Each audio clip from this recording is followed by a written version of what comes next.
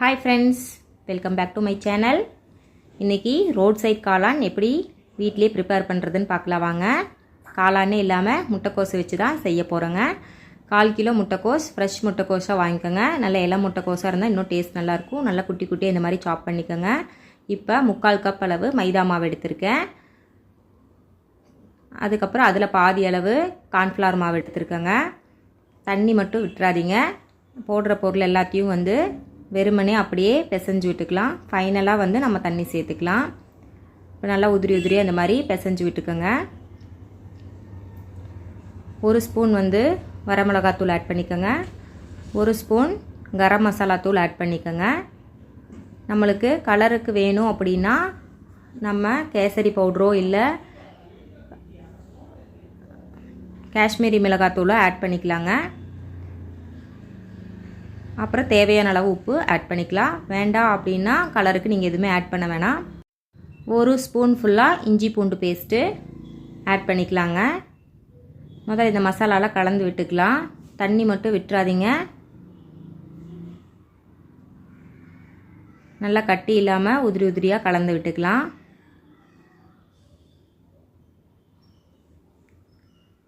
இப்போ தேவையான அளவு கொஞ்சமாக தண்ணி விட்டுட்டு பிசைஞ்சிக்கலாம். ரொம்ப கொலன்னு வேணாம், ரொம்ப வரன்னு வேணாம். மீடியம் பதத்தில் போண்டா போடுவோம்ல, அந்த பதத்துக்கு பிசைஞ்சு வச்சுக்கோங்க மாவை. இப்போ அதெல்லாத்தையும் பேட்ச் பை பேட்சாக பொரிச்சு எடுத்துக்கலாம்.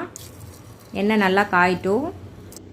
காய்ச்சதுக்கப்புறமா நம்ம குட்டி குட்டியாக கிள்ளி கிள்ளி போடுங்க மாவை. அப்படியே போண்டா மாதிரி பெரிய பெரிய சைஸாக போட்டுறாதீங்க. நம்மளுக்கு உள்ளெல்லாம் நல்லா வெந்து வரணும்ல, அதனால் குட்டி குட்டியாக கிள்ளி போட்டுக்கலாம். போடுற வரைக்கும் எண்ணெய் லோ ஃப்ளேமில் வச்சுக்கோங்க. போட்டதுக்கப்புறம் ஹை ஃப்ளேமில் வச்சுக்கோங்க. திருப்பி திருப்பி விட்டுட்டே இருந்திங்கன்னா 2 சைடும் ஒரே மாதிரி நம்மளுக்கு வெந்து வந்துடும். நான் கலருக்கு எந்த ஒரு பவுடரும் போடாதனால கலர் இப்படி இருக்குது. நீங்கள் ரோட் சைட்லலாம் நல்லா கலர்ஃபுல்லாக இருக்கும். அவங்க கேசரி பவுடரோ இல்லை காஷ்மீரி சில்லி பவுடரோ போடுவாங்க. நம்ம குழந்தைங்களுக்கு வீட்லேயே ஹெல்த்தியாக வீட்டில் இருக்கிற மசாலா வச்சு நம்ம செஞ்சு கொடுத்துர்லாம். ஸ்கூல் வேறு லீவ் விட்டாச்சு, அதனால் ஏதோ ஸ்நாக்ஸ் வேணும்ன்ட்டு கேட்டுக்கிட்டே இருந்தாங்க. சரி காளான் ஃப்ரை பண்ணலான்ட்டு பண்ணிகிட்ருக்கோம். ஒரு பேட்ச் பொரிச்சு எடுத்தாச்சு. அதே மாதிரி மீதி இருக்கிற மாவு எல்லாத்தையும் பொரிச்சு எடுத்துக்கலாங்க. பார்த்து போடும்போது கையில் தெரிச்சிட போது கேர்ஃபுல்லாக ஹேண்டில் பண்ணுங்கள்.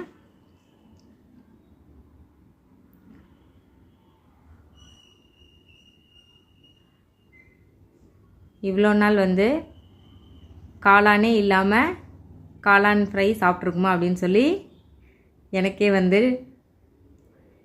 டவுட்டாக போயிடுச்சு. ஆனால் காளான் ஃப்ரை அட்டகாசமாக வந்துருந்துச்சுங்க. முட்டைக்கோஸ் மாதிரியே தெரியல, கடையில் செய்கிற மாதிரியே நல்லா டேஸ்ட்டாக இருந்துச்சு. எல்லா பேட்சையும் பொரிச்சு எடுத்ததுக்கப்புறம் இந்த மாதிரி நல்லா குட்டி குட்டியாக நம்ம பிச்சு போட்டுக்கலாம்.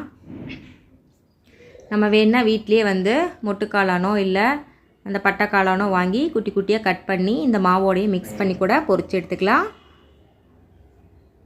அதுவும் டேஸ்ட்டே சூப்பராக இருக்குங்க. இந்த மாதிரி குட்டி குட்டியாக பிச்சு போட்டுக்கலாம். நீங்கள் எவ்வளோ குட்டி குட்டியாக போடுறீங்களோ அப்போ நம்ம சாப்பிடும்போது நல்லாயிருக்கும்.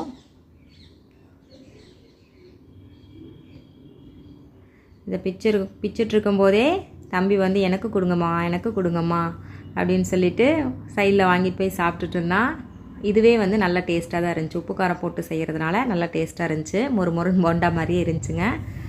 அதுக்கப்புறம் அதே பேனில் எண்ணெய் விட்டுக்கோங்க. எண்ணெய் விட்டுட்டு வெங்காயம், ஒரு பெரிய வெங்காயம் நல்லா குட்டி குட்டியாக கட் பண்ணி சேர்த்துக்கோங்க. கூடவே கொஞ்சம் கருவேப்பிலையும் நல்லா கட் பண்ணி சேர்த்துக்கோங்க. வெங்காயம் நல்லா வதங்கட்டும். வதங்கினதுக்கப்புறமா இதுலேயும் கொஞ்சம் நம்ம மசாலாஸ் ஆட் பண்ணிக்கலாம். அப்போ தான் மஷ்ரூம் கிரேவிக்கு நல்லா டேஸ்ட் கொடுக்கும். 1 ஸ்பூன் வரமிளகாத்தூள் போட்டிருக்கேன். 1 ஸ்பூன் கரம் மசாலா தூள் போட்டிருக்கேங்க. கலருக்காக கொஞ்சமாக மஞ்சள் தூள் சேர்த்துருக்கேன். டேஸ்ட்டுக்காக கொஞ்சம் உப்பு சேர்த்துக்கங்க. ஆல்ரெடி ஃப்ரை பண்ணும்போதே பொரிச்சு எடுக்கும்போதே கொஞ்சம் உப்பு சேர்த்து பொரிச்சு எடுத்துருக்கோம். இப்போ ஃப்ரை பண்ணுறதுக்கு கொஞ்சம் உப்பு சேர்த்திக்கோங்க. இப்போ நான் 1 ஸ்பூன் ஃபுல்லாக சோயா சாஸ் விட்டுருக்கேன். ஒரு 4-5 ஸ்பூன் அளவுக்கு டொமேட்டோ சாஸ் விட்டுக்கோங்க. 2 சாஸும் கம்பல்சரி போடுங்க. இல்லை சாஸ் எனக்கு வேண்டாம் அப்படிங்கிறவங்க வந்து ஒரு 2 பழுத்த தக்காளியை கொஞ்சம் சுகர் போட்டு மிக்சியில் நல்லா ஃபைனாக அரைச்சி உள்ளே சேர்த்திக்கலாங்க. இப்போ நம்ம உதிர்த்தி வச்சுருக்கிற அந்த ஃப்ரையை உள்ளே சேர்த்திக்கலாம். சேர்த்து இந்த மசாலாவோடையே நல்லா மிக்ஸ் ஆகிற மாதிரி ஒரு 5 மினிட்ஸ் நல்லா கலந்து விட்டுருங்க. அந்த மசாலாலாம் நம்ம பொரிச்சு வச்சுருக்கிற இந்த பேட்சோட நல்லா மிக்ஸ் ஆகட்டும்.